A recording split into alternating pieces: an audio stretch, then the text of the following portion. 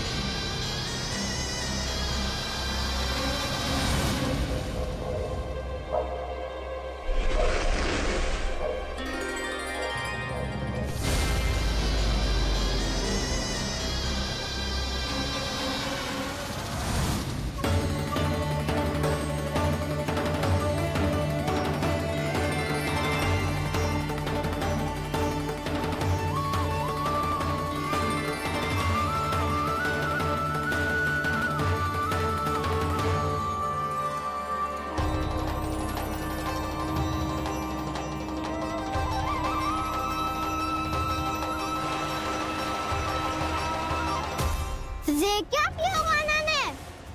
कालिया नाग तो उसे देखते ही निकल जाएगा।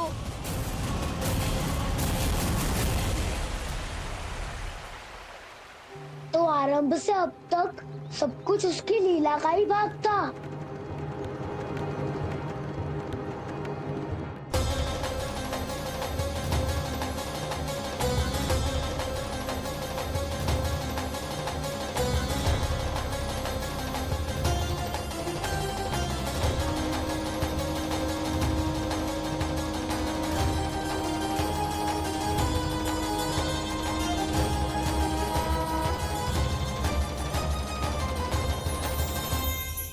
इतना सुंदर रूप, मन मोहने वाली मुस्कान, अद्भुत तेज और भगवान जैसी दिव्यता।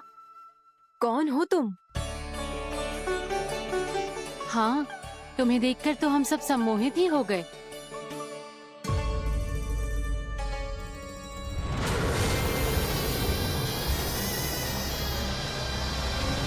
तुम जो भी हो बालक, वापस लौट जाओ। हमारा हृदय तुम्हें ही देखते रहना चाहता है, किंतु यदि हमारे पति जाग गए तो तुम्हें अवश्य हानि पहुंचाएंगे। ये बहुत विषैले है बालक, कालकोट जैसे भयानक। इनके विष से तुम नहीं बच सकोगे। नंदराज, कालिया नाग के विष का प्रभाव बढ़ते ही जा रहा है। पहले 8 कोस तक उसके विष का प्रभाव था, अब तो 1 योजन से अधिक क्षेत्र में फैलो है। जल पीने के प्रयास से अनेक पशु मारे गए हैं और नदी के निकट के वृक्ष और वनस्पति सब नष्ट होने लगे।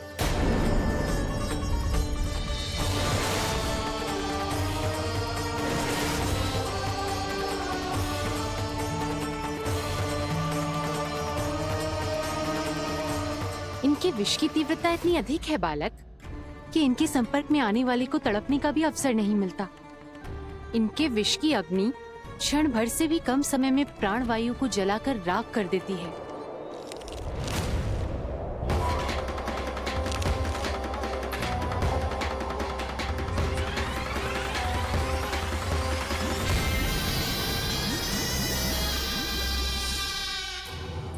तब तो समस्या और भी गंभीर हो जाएगी।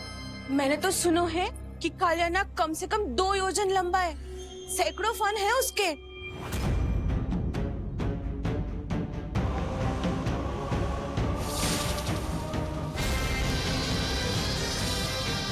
इसका अर्थ तो ये है कि हम दोनों ओर से फंस गए। एक और कंस को 1 कोटि कमल पुष्प देने, जो कि कालिया नाग के क्षेत्र में पड़ते, और दूसरी ओर उस कालिया नाग का विष यमुना जी के क्षेत्र में बढ़ता ही जा रहा। इसके कारण हम ही नहीं, निर्दोष पशु पक्षी भी संकट में।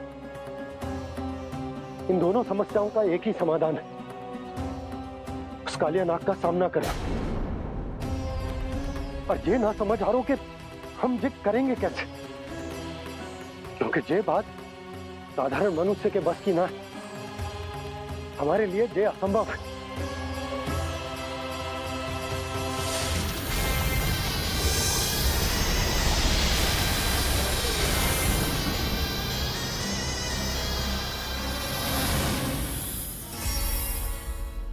अब तो तुमने अपनी आंखों से भी देख लिया बालक, ये कितने विषैले हैं। नींद में भी विष उगलते हैं। इससे पहले कि तुम्हें कुछ हो जाए, चले जाओ यहाँ से। मान लो हमारी बात। आप सब मुझे जानती भी नहीं और फिर भी मेरी इतनी चिंता कर रही हैं आप। माँ की ममता भेदभाव नहीं जानती। तुम भी किसी के पुत्र हो और हम सब भी माँ हैं। एक माँ को हर बालक में अपनी ही संतान दिखाई देती है।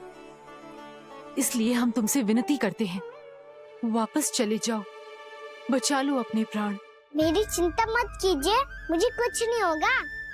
होगा, अनर्थ होगा यदि ये उठ गए तो।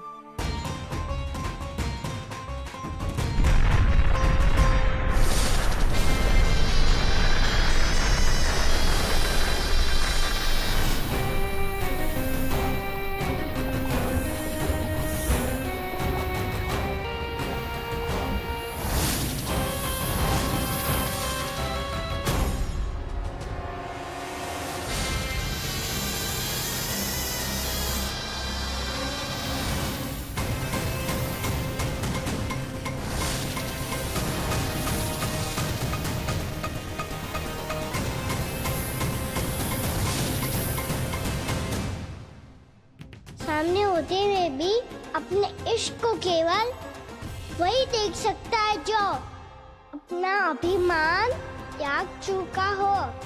पर पूर्व जन्म में मेरा भक्त होने के नाते मेरा सत्य स्वरूप देख पाने में मुझे इसकी सहायता करनी चाहिए।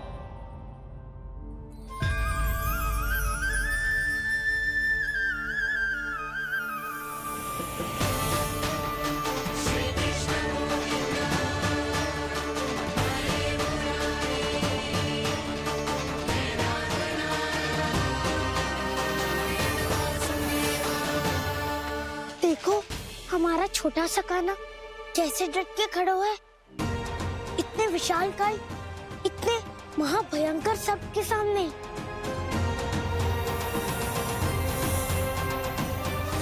ये कोई भगवान नहीं है जो इसके सामने हाथ जोड़ रही हो तुम सब।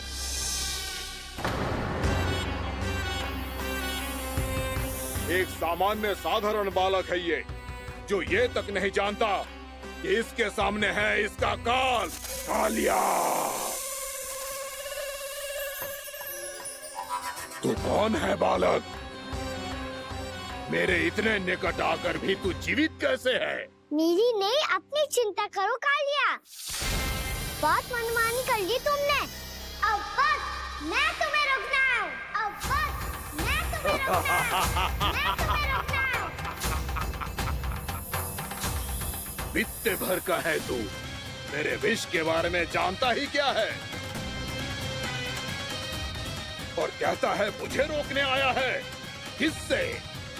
किससे रोकना चाहता है तू मुझे? मुझे क्रोध दिलाने की भूल मत कर बालक। अपनी फुंकार से ही तेरी इस मुस्कुराहट को अंतिम मुस्कुराहट बना सकता हूँ मैं।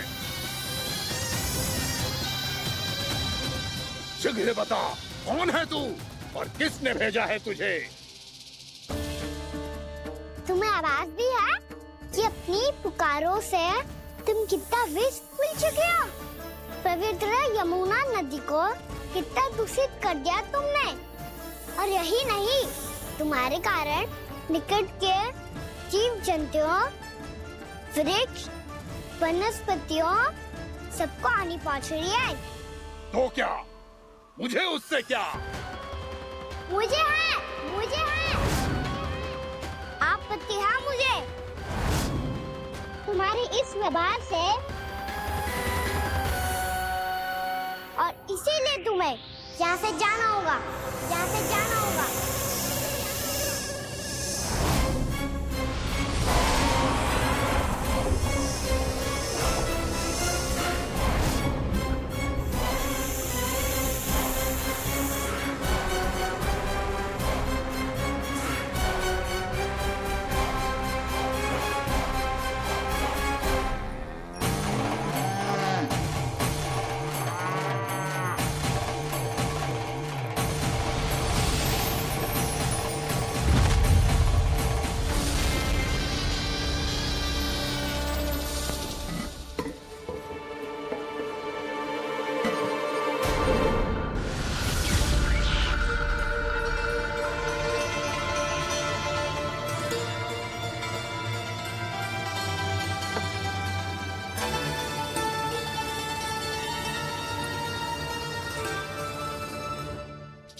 मुझे आदेश देने का साहस भी कैसे किया तूने? इस क्षेत्र को मैंने अपना राज्य बनाया है, मेरा परिवार रहता है यहाँ, और तू मुझे यहाँ से जाने के लिए कह रहा है?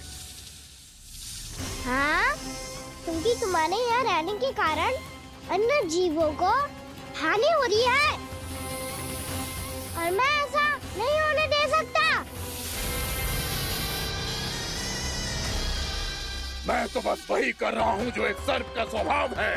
विष फैलाना स्वाभाविक है मेरे लिए, इसलिए मुझे चुनौती मत दे बालक। चुनौती तो मैं दे चुका हूँ कालिया। अब तो बस तुम्हें शिकार करनी है।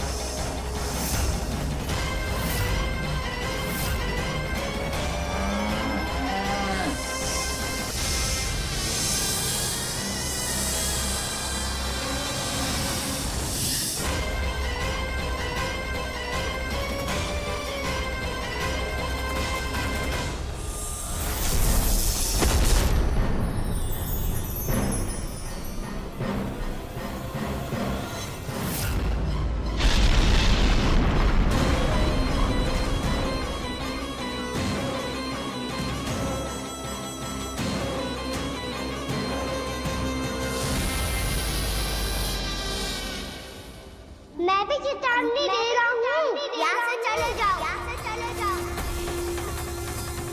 अपनी भूल को पहचानो कालिया, तुम जो कर रहे हो अनुचित है।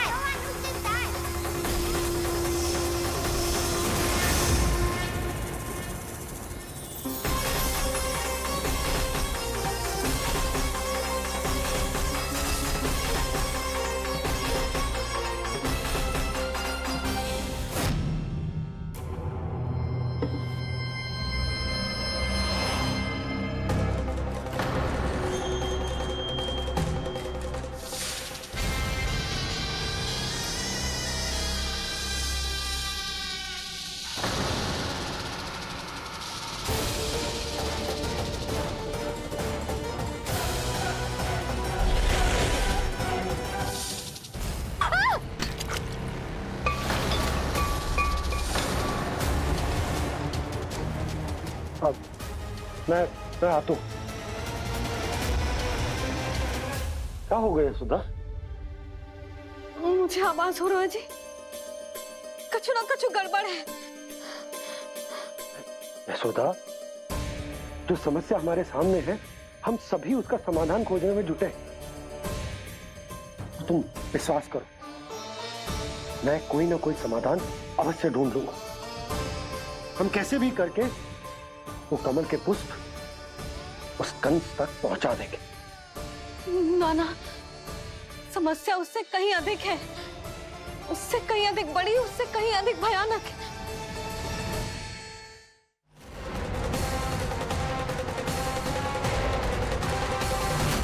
विस्की ये बूंद से ही सबके प्राण चले जाते हैं। इसने तो विस्की धारियां फेंकी है खाना पे। कान्हा कैसे बच्चे को अधिक विष से? इसका विष तो क्या, ये सर स्वयं भी छू तक नहीं पाएगा हमारे कान्हा को।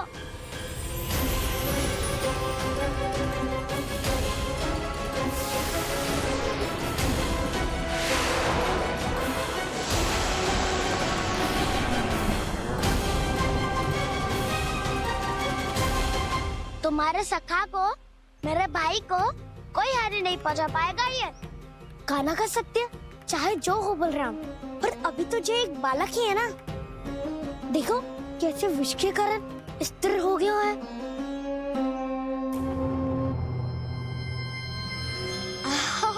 हाउ सर्फ ने कितनी आसानी से अपनी पूंछ से बांध लिया है। मुझे यहाँ से भगाना चाहता था ना तू? अब मैं तुझे दिखाऊंगा अपना सामर्थ्य। ये मूर्ख किसे बांधना चाहता है अपनी पूंछ में? उन्हें जिनका विस्तार सारे ब्रह्मांड में है, या उन्हें जो स्वयं अनंत है? पर देवराज, प्रभु ऐसा करने ही क्यों दे रहे हैं कालिया को? आप सब भूल रहे हैं देवगण। कालिया पूर्व जन्म में प्रभु का बहुत बड़ा भक्त था। उसी भक्ति का फल मिल रहा है अब इसे। वैसे भी भक्तों के मन का भाव सबल हो तो भगवान तो सहज ही बंध जाते हैं।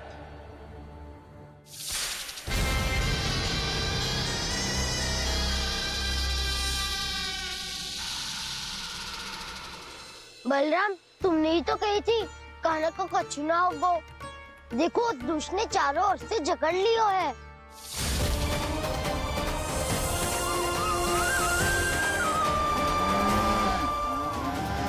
जी क्या कह रही हो तुम? जसोदा जी, क्या हुआ? घबरा क्यों रही हो आप? सुलक्षणा, मुझे आभास हो रहा है कुछ बहुत बड़ी अनहोनी हो गई है। नंदराज, नंदराज, नंदराज!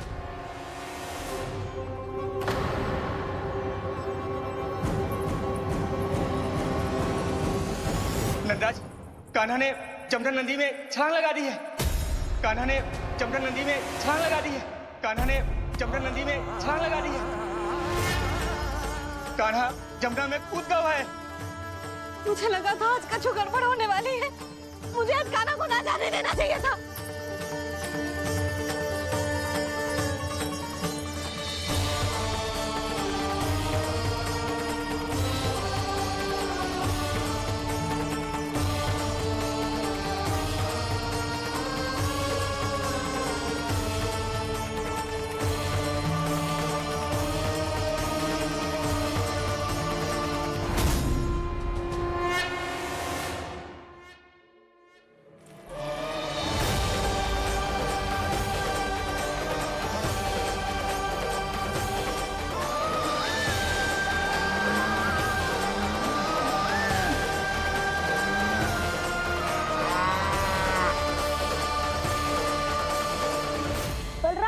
कछु करो ना।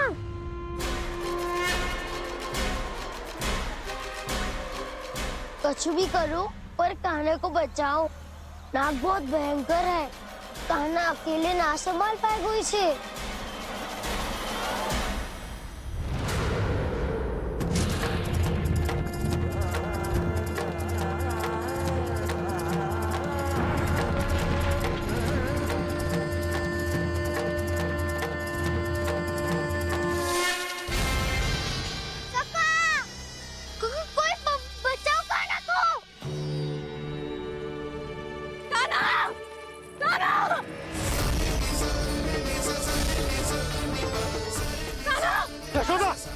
यशोदा रुको।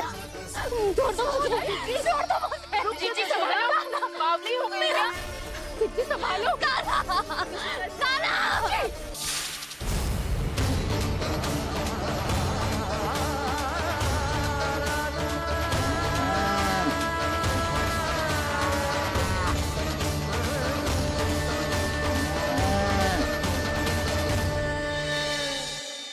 यशोदा, यशोदा,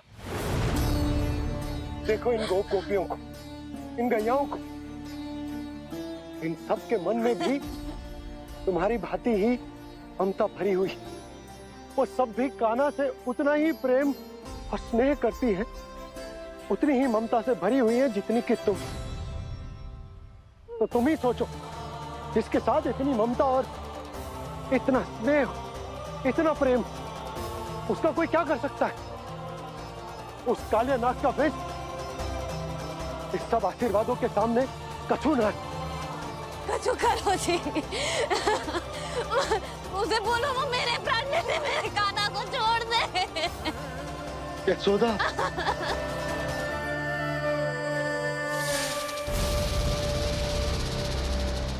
केवल इन्हीं में नहीं देवराज, नाग पत्नियों के हृदय में भी ममता का वही प्रेम उमड़ रहा है। देखिए। मैं आपके हाथ जोड़ती हूँ स्वामी, इस बालक को छोड़ दीजिए। ये अवश्य ही कोई दिव्य आत्मा है स्वामी। हम आपसे विनती करते हैं स्वामी, इस नन्हे बालक को हानि मत पहुंचाइए स्वामी। मेरी पत्नियां मेरे ही शत्रु के लिए विनती कर रही हैं। अब यदि इसके पक्ष में एक शब्द भी कहा तुम सबने, तो मैं इस बालक से पहले तुम सबके प्राण ले लूंगा। हो रहा प्रसन्न नाग कालिया, विजय को निश्चित जान। रोते बिलखते व्याकुल सब, संकट में देख कान्हा के प्राण।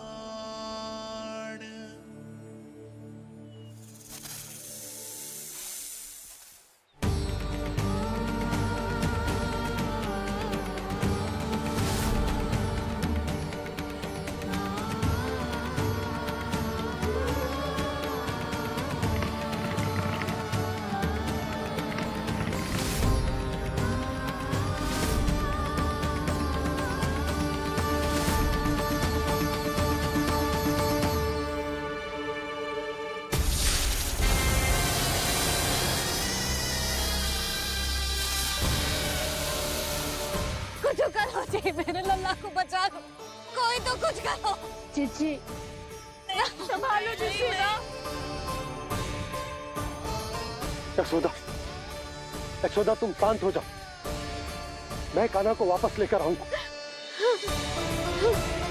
मैं रक्षा करूंगा उसकी। ना नंदराज, नंदराज नहीं। कम से कम आप तो समझो नंदराज, कालिया के पास आप जाओगे तो आप भी फंस जाओगे।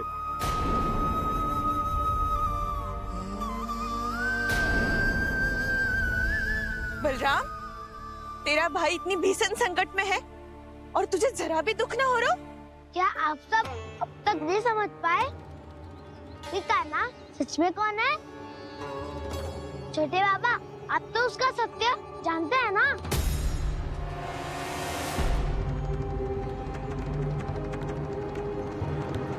मानता हूँ कि आप सब कान्हा के रहस्य के बारे में नहीं जानते, पर क्या उसके जन्म से आज तक घटी एक से बढ़कर एक विचित्र घटनाओं को भी भूल गए हैं आप सब? भूल गए हैं कि कैसी पूतना जैसी राक्षसी उसका कुछ बिगाड़ नहीं पाई, कैसे तरनावती जैसा भयानक राक्षस उसे एक खरोच भी नहीं दे पाया था।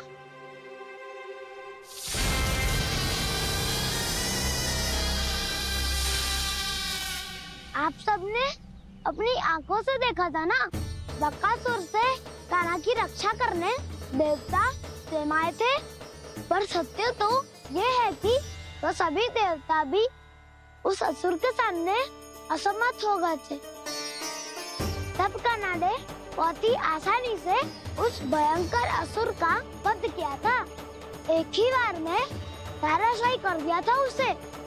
तो आप सभी सोचिए, बार बार ऐसे असाधारण कार्य करने वाला बालक साधारण कैसे हो सकता है?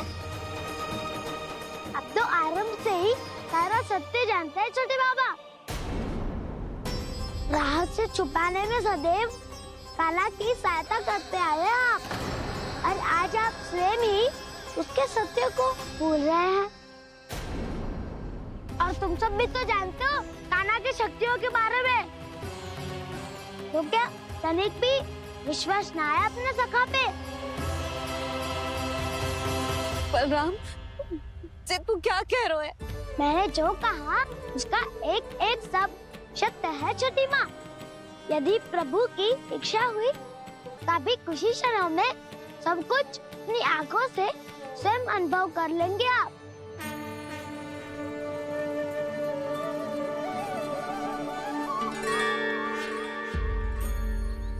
शांताकारं भुजगशयनं पद्मनाभं सुरेशं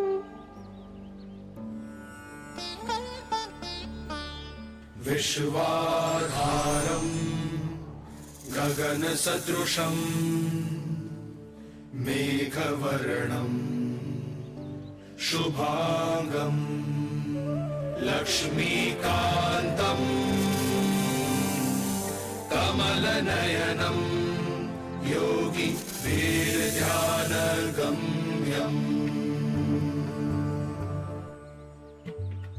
वंदे विष्णु भवभयहरम सर्वलोकैकनाथम।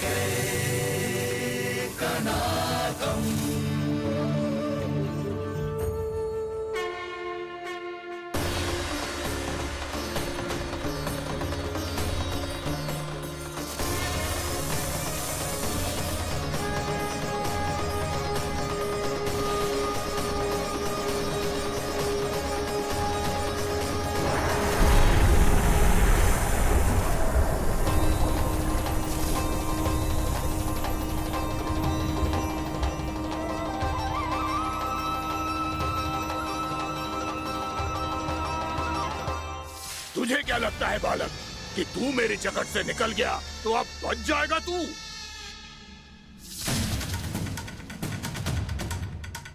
मेरे विष से अपनी प्राण रक्षा करने में सफल रहा, मेरी जगत से भी छूट गया, पर मेरे दंश से नहीं बच पाएगा।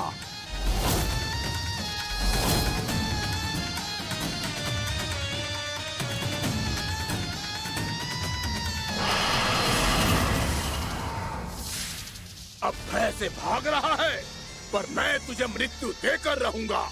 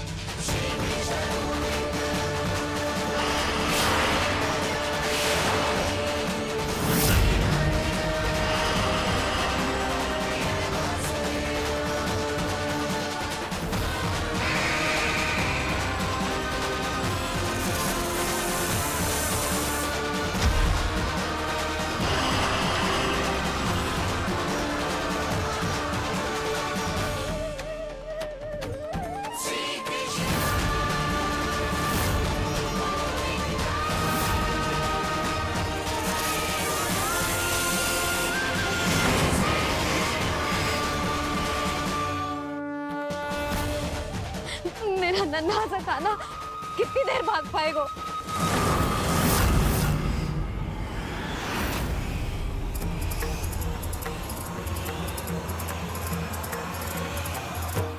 और कितनी प्रतीक्षा करोगे मेरी भक्त कालिया? भक्त नहीं, काल हूँ मैं तेरा।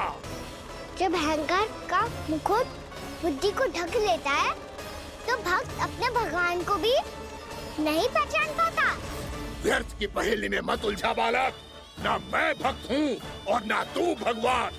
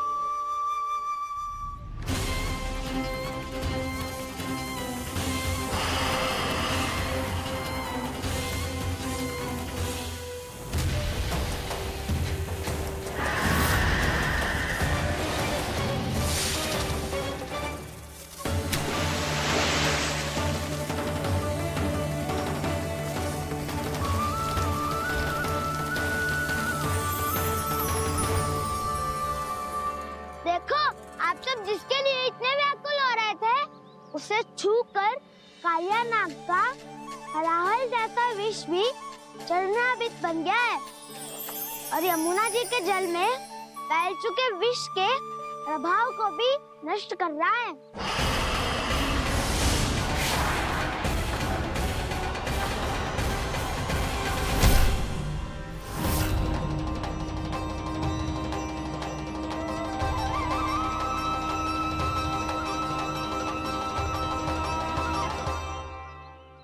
धर्म रक्षक, अधर्म विनाशक प्रभु श्री कृष्ण का कौशल सचमुच अद्वितीय है।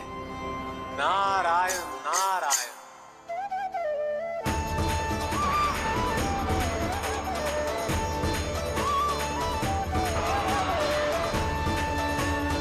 मेरा भार तुम्हारे भीतर के अहंकार का प्रतीक है कालिया।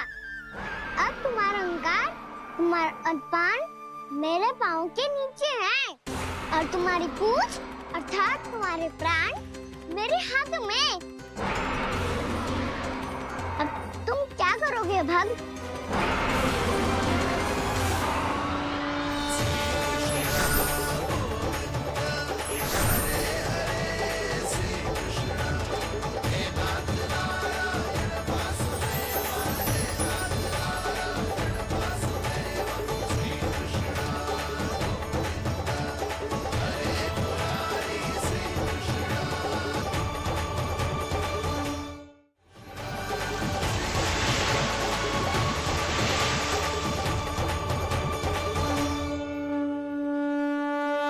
प्रभु, भले ये आपको पहचानने में असमर्थ हो, पर हम सब ने आपको पहचान लिया है। हाँ प्रभु, एक भक्त होने के नाते और एक अर्धांगिनी और माँ होने के नाते मैं आपसे इनके प्राणों की भिक्षा मांगती हूँ। अपनी कृपा दिखाइए और इन्हें क्षमा कर दीजिए। आपके लिए मित्र और शत्रु में कोई अंतर नहीं प्रभु। उसी तरह आपकी कृपा और दंड में भी कोई अंतर नहीं। दोनों दया ही तो है, अकारण ही किसी को प्राप्त नहीं होती। हमें विश्वास है कि हमारे पति को मिला ये दंड कोई अभिशाप नहीं है, आपका वरदान है। ये सत्य है प्रभु कि इनसे बहुत से पाप हुए हैं।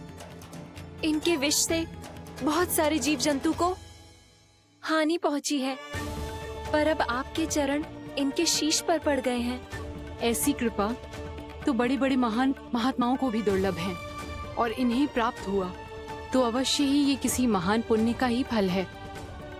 हे प्रभु, उन्हीं पुण्य कर्मों की शक्ति का आह्वान कर मैं आपसे विनती करती हूँ, इन्हें प्राणदान दीजिए। मैं अपने इस भक्त को क्षमा अवश्य करूंगी देवियों, यदि ये अपने अहंकार को त्याग कर मुझे पहचान ले तो।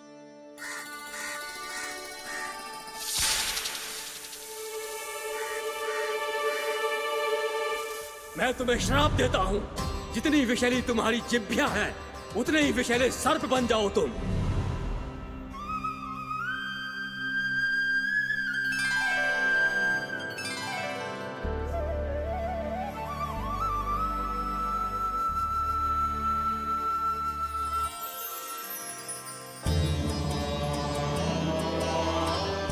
नारायण, मुझे क्षमा कीजिए नारायण। मैं तो आपका परम भक्त था, किंतु मैं आपको पहचान नहीं सका। इसका दंड तो मुझे मिलना ही था, किंतु मैं अब प्रायश्चित करना चाहता हूं। इसके लिए यदि आप मेरे प्राण भी ले लेंगे तो भी मुझे कोई दुख नहीं होगा।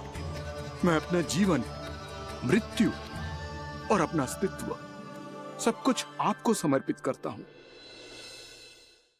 तुम्हें तुम्हारे क्रोध के कारण श्राप मिला, जिसे विशाल सर्प के रूप में तुम्हारा जन्म हुआ, और सर्प का तो स्वभाव है विष फैलाना। इसीलिए तुम्हें दंड नहीं दूंगा मैं, सिर्फ सभी अपराधों का पश्चाताप कर लिया। इसीलिए मैं तुम्हें क्षमा करता हूँ कालिया।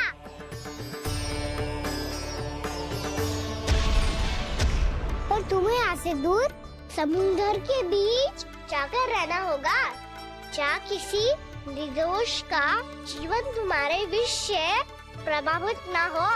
मैं चाहकर भी आपकी इस आज्ञा का पालन नहीं कर सकता। मैं असमर्थ हूँ प्रभु, क्योंकि यदि मैं इस क्षेत्र को छोड़कर गया तो मेरी मृत्यु निश्चित है। आपसे क्या छुपा है प्रभु? आप तो जानते हैं कि सर्प जाति और आपके वाहन गरुड़ के बीच अनंत शत्रुता चल रही है, जिसका प्रारंभ नागों के द्वीप नागालय से हुआ था। उस द्वीप पर छोटे जीवों को निगल जाने के लिए सर्प थे और गरुड़ को सर्पों का स्वाद बहुत प्रिय था, इसलिए वो बार बार नागद्वीप जाने लगा था। पर इस कारण पूरी सर्प जाति उससे आतंकित हो गई थी, इसलिए जब भी गरुड़ वहाँ पहुँचता तो सभी सर्प छिपने लगते। जब गरुड़ को इसका आभास हुआ तो उसे बड़ा क्रोध आया और वो उत्तेजना में भरकर सर्पों का शिकार करने लगा। भूख ना होने पर भी उन्हें मारने लगा। अब सर्पों के प्राण हरना उसके लिए खेल बन गया था। इस भीषण समस्या का समाधान ढूंढने के लिए पूरी सर्प जाति महान सर्प वासुकी के सामने इकट्ठी हुई। हे महान वासुकी, हमारी सहायता कीजिए। नागद्वीप पर गरुड़ ने आतंक मचा दिया है। पहले तो वो हमें अपना भोजन बनाता था, लेकिन अब हम उसके खेल का साधन बन चुके हैं। भूख हो या ना हो, जब तब आकर वो हमारे प्राण हर लेता है। अनुचित हिंसा के इस प्रथा का आरंभ सर्पों ने ही किया है। पहले आप सबने पूरे द्वीप पर अधिकार कर लिया, फिर आहार के साथ साथ आनंद के लिए भी आप सभी ने निर्दोष जीवों की हत्या की। और जब सृष्टि का संतुलन बनाए रखने के लिए गरुड़ आपको अपना आहार बनाने आया, तो आप सब अपने प्राणों की रक्षा के लिए छिपने लगे। तो फिर गरुड़ का उत्तेजित होना तो स्वाभाविक ही था। नागनाथ, जो हमने अन्य जीवों के साथ किया वही अब हमारे साथ हो रहा है, परंतु ये भी तो सृष्टि के संतुलन के विरुद्ध ही है ना? अवश्य है, इसलिए मैं गरुड़ से चर्चा करूंगा। धन्यवाद प्रभु।